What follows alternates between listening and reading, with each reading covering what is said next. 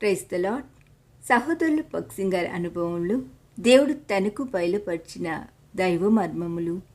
ఒకడు క్రొత్తగా జన్మించితేనే కాని అతడు దేవుని రాజ్యమును చూడలేడని మీతో నిశ్చయముగా చెప్పుచున్నాను. యోహన్ స్వార్త 3:3.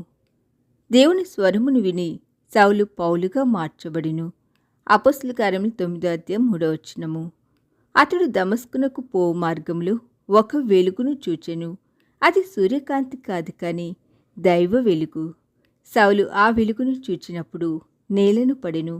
సౌలు తన కండ్లతో ఆ వెలుగును చూచినట్లు మీరు అట్టి వెలుగును మీ కన్నులతో చూడకపోవచ్చును, కానీ కనబడని రీతిగా అదే దైవిక వెలుగు మనలో ప్రవేశించి మనలను మార్చగలదు.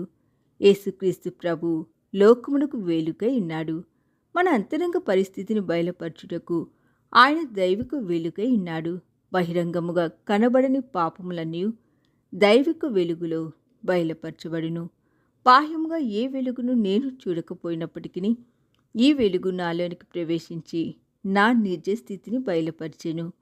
యోహన్ స్వార్త 3:3 నిశ్చయముగా మీతో చెప్పుచున్నాను అను చిన్న మాటను చదివినప్పుడు నా కన్నులు తెరవబడిను. నేను నీతో నిశ్చయముగా చెప్పుచున్నాను అను మాటలు నా చెవులలో ప్రతిధ్వనించెను. అప్పుడు నేను, అట్లైన ప్రభువా, నేను పాపిని, దేవదూషకుడను.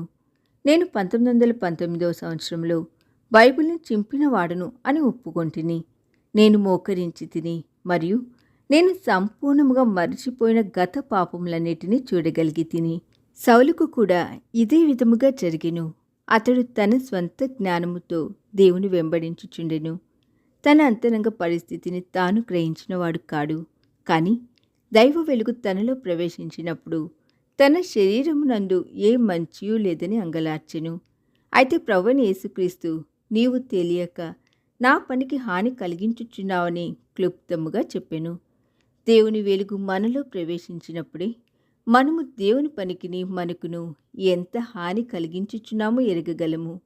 దేవుని వెలుగు మనలో ప్రవేశించినప్పుడే మన నిజస్థితి బయలుపరచబడును.